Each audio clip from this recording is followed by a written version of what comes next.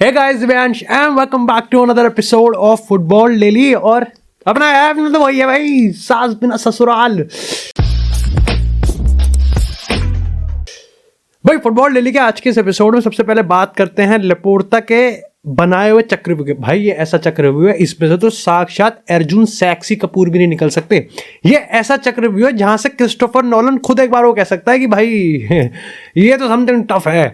लेकिन ठीक है, अब देखो ये इस समय मैं रात के 2 बजे रिकॉर्ड कर रहा हूं, तो डेफिनेटली अभी आने वाले टाइम में जब डैनी ओल्मो पे हम डिस्कस करेंगे तो उसमें जो रिजल्ट है वो भाई डिफरेंट हो सकता है। क्योंकि अभी जो मैं इस समय सुन रहा हूं वो ये है कि बार्सिलोना ने, देखो केस यहां पर दो पार्टी के पर्सपेक्टिव से समझने की कोशिश करना है। एक तरफ ला लीगा है और लाइक स्पेनिश फेडरेशन है, और दूसरी तरफ बार्सिलोना है। दो पार्टीज हैं, of course Danny Olmo, but who cares about him, फर्क किसको पड़ता है। लेपोर्ता ने सोची थी साइन करते हुए। ला लीगा और आरएफईएफ के हिसाब से यहां पर केस सॉल्व है, ठीक है, खत्म है। और बार्सिलोना के हिसाब से यहां पर अभी भी गुंजाइश है। मतलब इसका केस काफी सिमिलर है कि तुम्हारे मैथ में जब कम नंबर आते हैं, ठीक है, या फिर समझ रहे हो तुम्हारे मैथ में फेल होने के कगार पे और तुम यार टीचर के पास जाते हो कि इस स्टेप्स के नंबर बढ़ा के जस्ट पास कर दो, तो टीचर के हिसाब से तुम फेल हो बट तुम फिर भी ट्राई करते हो। तो बारसा का भी यहां पर इस समय सिमिलर सा ही केस है। और इस पॉइंट ऑफ टाइम पे जो वीआईपी सीट्स को लेके डील थी, जिसके बलबूते पे बार्सिलोना ये मान के चल रही है कि लेपोर्ता इज लाइक ये ब्रह्मास्त्र है अपना, अगर ये हमने प्रूव कर दिया तो ला लीगा के पास कुछ भी नहीं है डैनी ओल्मो के रजिस्ट्रेशन को रोकने के लिए। वो डॉक्यूमेंट्स अब जा चुके हैं और उसका जो पूरा का पूरा यहां पर आउटपुट है, जो रिजल्ट है कि नंबर मिलेंगे नहीं मिलेंगे, डैनी ओल्मो रजिस्टर होगा कि नहीं होगा, वो अब आपको कल देखने को मिलेगा। तो आउटपुट चेंज हो सकता है। हाउएवर जो मेरे कंक्लूजन है इस पूरे केस को लेके, वो रिगार्डलेस कि डैनी ओल्मो रजिस्टर होगा या नहीं होगा, वो स्टिल अनचेंज्ड ही रहेंगे। केस मैंने तुमको बता दिया कि यहां पर डॉक्यूमेंट जा चुका है, वहां पर ये है। लेकिन इस पूरी मेन स्टोरी के रिगार्डिंग, कहते हैं ना पेड़ अगर ये है तो उसकी जो ब्रांचेज है, टहनियां हैं, वो मैं तुमको बता देता हूं। फिलहाल के तौर पे ऑफ कोर्स एक मोशन चलाया जा रहा है कि लाइक लेपोर्ता को रेजिग्नेशन देना चाहिए। हाउएवर मेरे को लगता है कि काफी अनलाइकली है, क्योंकि अब देखो ये पहली बार नहीं है जब लेपोर्ता के अगेंस्ट किसी तरीके का रेजिग्नेशन मांगा जा रहा है या फिर उसके अगेंस्ट मोशन चलाने की बात हो रही है। लेपोर्ता ने काफी सारे ऐसे स्टेप्स उठाए हैं और काफी बार उसने क्रिटिसिज्म भी फेस किया, जहां पर लगभग लग रहा था कि भाई अब की बार नो लेपोर्ता सरकार। देखो यहां पर मेरे को लगता है कि रेजिग्नेशन तक बात जानी चाहिए या नहीं जानी चाहिए। आई थिंक ये बारसा फैन के पर्सपेक्टिव से ज्यादा सेंस बढ़ेगा कि भाई उसके दिल में क्या है, और वो भी लाइक वो सोशियोस, तुम समझ रहे हो उस चीज से। हाउएवर मेरे को लगता है क्रिटिसिज्म का तो कोई मतलब एस्केप रूट ही नहीं है किसी भी हाल में। देखो बारसा फैंस मेरे भाई बंधु हैं और न्यूट्रल फैंस, तुमको बताया जाएगा कि रियल मैड्रिड की गलती है और ये वो है, समझ रहे हो, ऐसे ना वैसे। भाई तुम्हारे पास 4 महीने थे जब तुमने डैनी ओल्मो को रजिस्टर किया था। बात इस चीज की नहीं है कि तुम कर पाओगे कि नहीं कर पाओगे, मोर सो इस चीज की है कि जब तुमको 4 महीने से पता था कि यहां पर डैनी ओल्मो का रजिस्ट्रेशन की एक डेडलाइन ला लीगा ने दे रखी है। टेबस ने कोई तुमको मैरी एक्समस करके थोड़ी ना 25 तारीख को गिफ्ट दिया है कि भाई 5 दिन के अंदर लेके आओ कुछ। तुमको 4 महीने से पता था, तुमने क्या किया? नहीं ठीक है, मैं अब देखो पॉइंट ये है कि काफी सारे बार्सिलोना के फैंस इस पॉइंट पे ये भी कह रहे हैं कि भाई वो 1:1 की डील, जो कि अगेन बताया जा रहा है कि वीआईपी सीट के बिकने से 1:1 पे भी आ जाएंगे।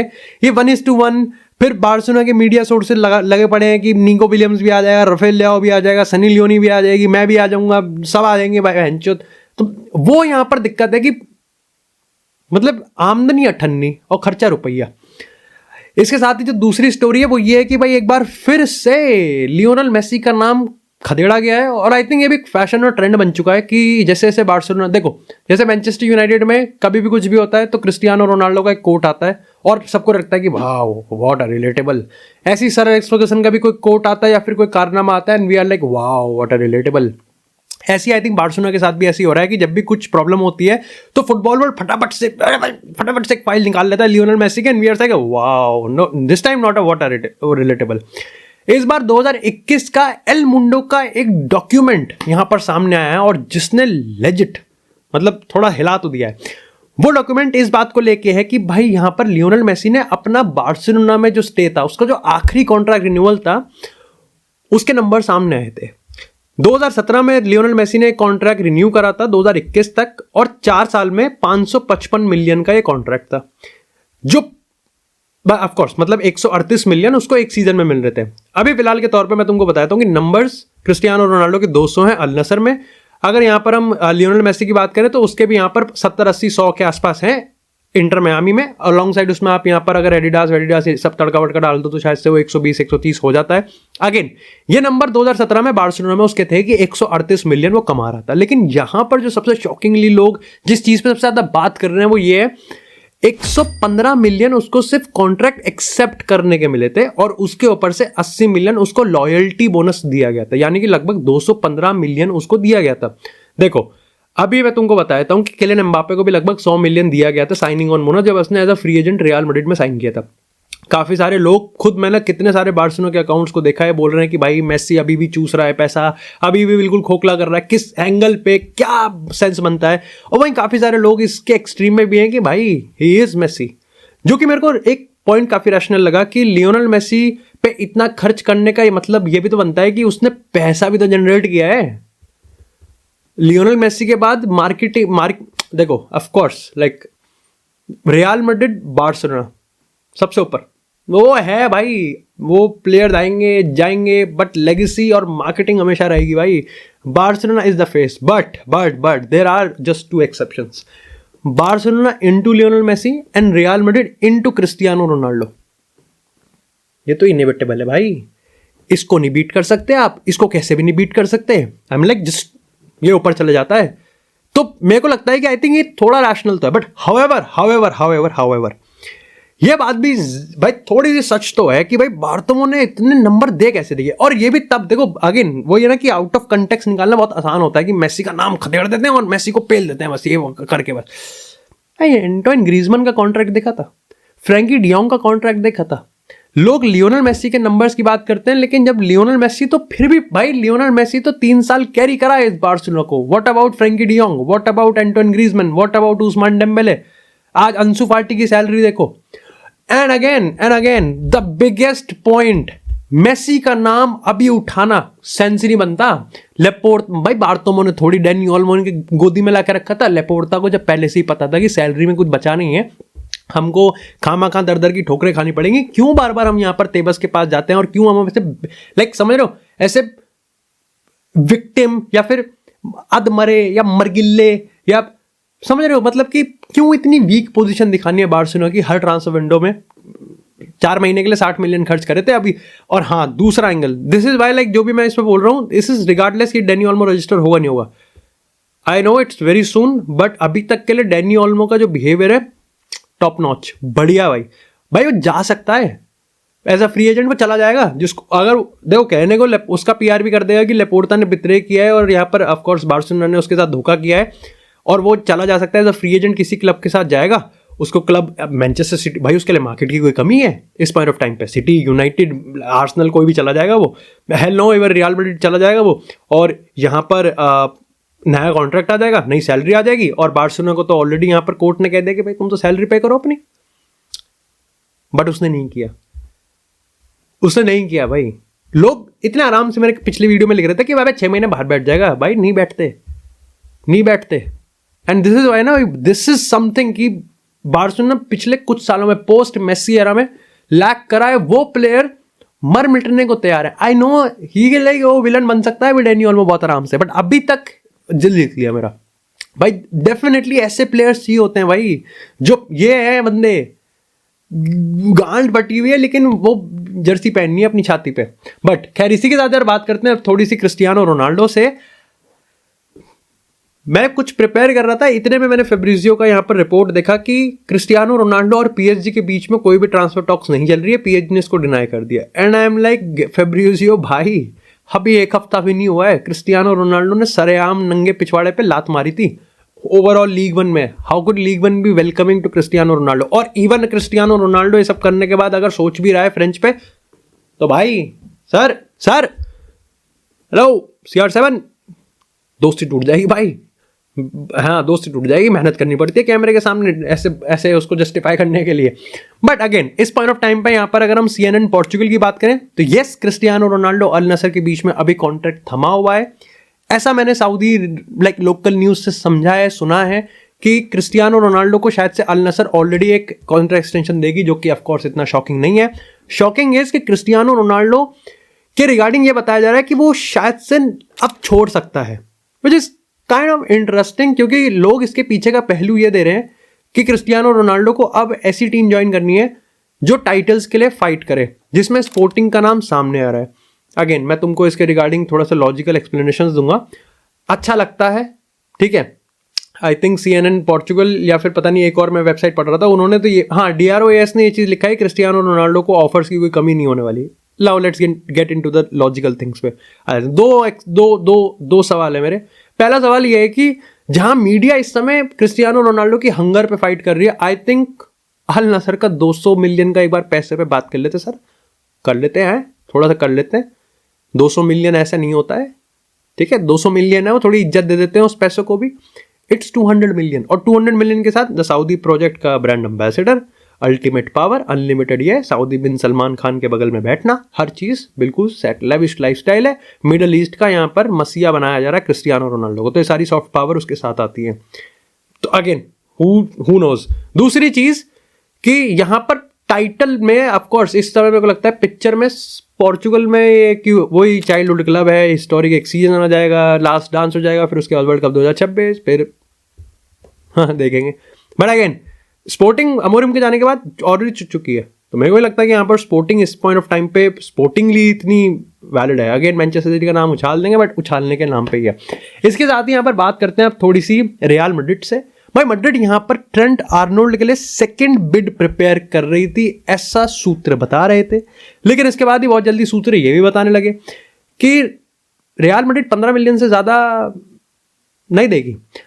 इट्स वेरी कॉन्ट्राडिक्टिंग, क्यों नहीं, तो पहला ही ऑफर था वही 25-30 मिलियन का ऑफर था, तो ऐसे में यहाँ पर रियल मैड्रिड 15 मिलियन से ऊपर नहीं देगी, तो दोनों आर्टिकल्स और दोनों इस समय जो नोशन है वो कॉन्ट्राडिक्ट कर जाते हैं एक दूसरे को। आई थिंक दोनों को एक बार को नंबर्स को एक बार हटा दो और तुम यहाँ पर इंटेंशंस को समझो। आई थिंक रियल मैड्रिड इतनी बेवकूफ़ नहीं है कि यहाँ पर वो पहले इसको ऑफकोर्स मीडिया में थोड़ा चलने देगी, उसके बाद वो अपना थोड़ा सा फॉर्मल मूव चलेगी कि हाँ भाई अब रियल मैड्रिड ने अपनी पहली चाल चल दी है, और उनको पता भी है कि लिवरपूल इसको रिजेक्ट कर देगी। बट यहाँ पर आई थिंक एक सोची समझी स्ट्रैटेजी है रियल मैड्रिड की कि वो चाहती है, और आई थिंक ट्रेंट को भी बहुत सही लगा एक तरीके से कि यहाँ पर उसको वो चाहता था कि रियल मैड्रिड उसके लिए बिड करे, रियल मैड्रिड कम से कम 25-30-40 तक भी चली जाए, और अगर लिवरपूल उसको रिजेक्ट करती है तो ट्रेंट के पास एक एक्सक्यूज होगा ये देने के लिए कि भाई मैं तो जनवरी में चले जाता, मैं तो 40 मिलियन दे देता, लेकिन यहाँ पर मैं फ्री में इसलिए गया क्योंकि लिवरपूल यहाँ पर ऑफर्स को रिजेक्ट करती रही।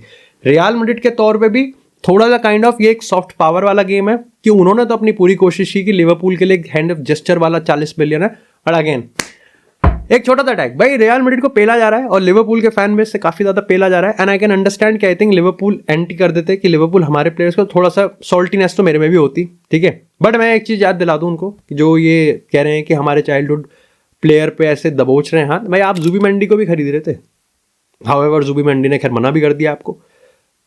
आई थिंक ये आपको सोचना पड़ेगा। ऊपर से काफी सारे अगर हम बात करें तो लिवरपूल ने भी प्लेयर्स खरीदे ही हैं, लिवरपूल की एकेडमी का नाम ला मासिया नहीं है ना, तो मेरे को लगता है कि थोड़ा सा सबको अपने गिरेबान में झांक लेना चाहिए। आई नेवर लाइक, मैं वही कह रहा हूँ कि सॉल्टीनेस मेरे में भी होती है, बट अगेन बहुत ज्यादा बायस होता है कि अरे रियल मैड्रिड अपने दम पे तो कुछ करती ही नहीं, भाई कोई अपने दम पे कुछ नहीं करता if you are not La Masia. But इसी के साथ बात करते हैं रॉड्री की, और रॉड्री ने यहाँ पर क्रिस्टियानो रोनाल्डो को थोड़ा सा काउंटर करने की कोशिश करी है। भाई ने चिग्मा मोमेंट दिया थोड़ा सा। भाई ने कहा कि क्रिस्टियानो रोनाल्डो से ऐसा स्टेटमेंट सुनना मैं बहुत निंदनीय, बहुत निंदा करता हूं। उन्होंने कहा कि मैंने एक्सपेक्ट नहीं किया था रोनाल्डो भाई से। उन्होंने कहा कि रोनाल्डो कैसे कह सकता है जबकि खुद वो 4-5 बार इस बैलन डोर को जीता है, तो जिन जर्नलिस्ट ने उसके लिए वोट किया उन्हीं जर्नलिस्ट ने मेरे लिए वोट किया। देखो लॉजिकली बात तो सही है, बट मैं एक चीज यहां पर कहना चाहूंगा कि भाई एक मिनट, रॉड्री भाई छोड़ दो इतने इंटरव्यूज नहीं। भाई रॉड्री ने बैलन डोर जीतने के बाद उतने इंटरव्यूज दिए जितने रैशफोर्ड के गोल भी नहीं है 2024 में। लाइक आई थिंक जितने चैंपियन लीग मैड्रिड ने जीते हैं उससे ज्यादा रॉड्री ने इंटरव्यूज दे दिए। आई थिंक जितने जर्नलिस्ट ने रॉड्री के लिए वोट किया है उससे ज्यादा यहाँ पर रॉड्री ने इंटरव्यू दिया। रॉड्री मेरे ख्याल से वहीं बैठा रहता है स्पेनिश इंटरव्यू में, और DROAS तो रॉड्री ने दूसरा घर बना रखा है। कुछ ट्विटर पे फोटो लीक हुई थी जहां पर इंटरव्यू के बगल में डबल बेड बिछा रखा था, रॉड्री इंटरव्यू देके वहीं सो जाता है, सिंपल सी बात है, और उठ के वहीं दंतमंजन करके वहीं पे फिर से एक बार इंटरव्यू दे देता है, वो बैठा रहता है वहीं पर ही। काफी लोगों ने बताया कि रॉड्री वहां पर रेड डेड रिडेम्पशन और ब्लैक मिथ वूकॉन्ग भी खेलता है वहीं पर बैठ के, सारा इंतजाम कर रखा है। लेकिन अगर बात करें उस स्टेटमेंट की, आई थिंक यहाँ पर काफी सारे लोग इस चीज को पॉइंट आउट करने में काफी सक्सेसफुल रहे कि क्रिस्टियानो रोनाल्डो ने ये चीज इसलिए कही बिकॉज कंटेस्ट यहाँ पर रोनाल्डो के हटके था। इससे पहले जब भी रोनाल्डो जीता था या फिर रोनाल्डो हारा था तो रोनाल्डो की straight away fight Lionel Messi के साथ थी, and that's why I think Ronaldo और लियोनेल मेसी हमेशा एक दूसरे को नहीं टारगेट करते थे जब भी वो बैलन डोर में सामने सामने होते थे, कभी भी नहीं करते थे वो। Even I think Cristiano Ronaldo ने कभी वर्जिल वैन डाइक और मेसी के बारे में कहा था। हाउएवर आई स्टिल थे कि रोनाल्डो ने एट टाइम्स यहाँ पर बैलन डोर को निशाना तो दिया है, विच अगेन मेरे को लगता है कि वाई आई थिंक इट्स उसके पीछे कोई ना कोई एक PR थिंग होते ही है, जो कि रोनाल्डो का आई थिंक जैसे रिसेंटली मैंने कहा था कि it was because of the globe soccer award की उसकी क्रेडिबिलिटी बढ़ानी थी और मिडल ईस्ट में एक अवार्ड फंक्शन लाना था उसको। और तुम देखो भी उस पर काम हो रहा है। सोचो विनीसियस जूनियर, बेलिंगम, तीबो कोर्तवा, ये सारे के सारे जो एक ही टेबल पे बैठे हुए, नेमार, तो ऑफकोर्स उस अवार्ड की क्रेडिबिलिटी बढ़ाई जा रही है। हाउएवर रॉड्री के रिगार्डिंग आई थिंक थोड़ा सा हेट भी ज़्यादा है, आई थिंक ये भी है, ये तो मानना पड़ेगा, बट आई थिंक रॉड्री भाई बहुत इन्फेमस बैलन डोर विनर बन के निकलेगा। आई डोंट नो। हाँ भाई, बेंजिमा को हिट नहीं मिली, आई डोंट नो भाई, maybe I think it's because कि विनीसियस हार गया और विनीसियस की PR इतनी एक्टिव है। But do let me know comment section कि तुम्हारा इसके रिगार्डिंग क्या सोचना है। बात करते हुए यहाँ पर अब थोड़ी सी मैनचेस्टर यूनाइटेड से। भाई अमोरिम यहाँ पर जनवरी के लिए सेल तो लगा रहा है, और सेल में भाई अगर हम बात करें काउंटर पे क्या क्या है, तो रैशफोर्ड बिकने को तैयार है, कासिमिरो बिकने को तैयार है, और यहाँ पर एरिक्सन बिकने को तैयार है। ये तीन तो बिल्कुल रेडीमेड अवेलेबल है, इंस्टेंट, डाउन पेमेंट भी देने की जरूरत नहीं है, ले जाओ भाई, ले जाओ, 0 EMI पे है। हाउएवर रैशफोर्ड के रिगार्डिंग थोड़ा और इनसाइट देखने को मिला, और इनसाइट ये है कि क्रिस्टोफर नॉलन, मार्कस रैशफोर्ड यहां पर सऊदी की 3 बिड्स को रिजेक्ट कर चुके हैं, जो कि इतना शॉकिंग भी नहीं है और होना भी नहीं चाहिए। हाउएवर यहां पर बताया गया है कि भाई मार्कस रैशफोर्ड इस पॉइंट ऑफ टाइम पे बार्सिलोना ज्वाइन करना चाहते हैं। हाँ भाई, क्या पागल हो गए हो। अबे भाई देखो, कौन नहीं ज्वाइन करना चाहेगा बार्सिलोना, ठीक है, it's not shocking, but this is not happening. मतलब मेरे को लगता है कि इन सारे कांडों में अगर लेपोर्टा सही में मार्कस रैशफोर्ड को उठा लाया तो भाई मैं खुद उसकी तोंद बजा दूंगा, सिंपल। मैं खुद उसकी तोंद की नाभि में बम घुसेड़ दूंगा भाई, मैं फोड़ दूंगा भाई मैं। तो मेरे को लगता है ये तो नहीं होगा। ये भी खबरें आई हैं कि मार्कस रैशफोर्ड शायद से यूनाइटेड में स्टे कर सकता है, एंड आई थिंक सेंस तो यही बनाता है। देखो अभी मेरे को लगता है कि मार्कस रैशफोर्ड के लिए मार्केट इस समय बहुत ठंडा है, क्योंकि यूनाइटेड ने अपने पैर पे खुद ही टॉयलेट किया, यूरिनेट किया है उन्होंने। क्यों भाई, क्यों दिया ऐसा कॉन्ट्रैक्ट कि अब कोई, और यही तुम फ्रैंकी डियोंग का हाल देख लो, बार्सिलोना में कॉन्ट्रैक्ट ऐसा दे दिया कि अब कर लो, निकाल ही नहीं सकता कोई। और ये डैनी ऑल्मो के लिए इज्जत तभी बढ़ जाती है भाई, ये प्लेयर्स देखो तुम। खैर इकोनॉमिकली तो डैनी ऑल्मो को भी कुछ नहीं हो रहा।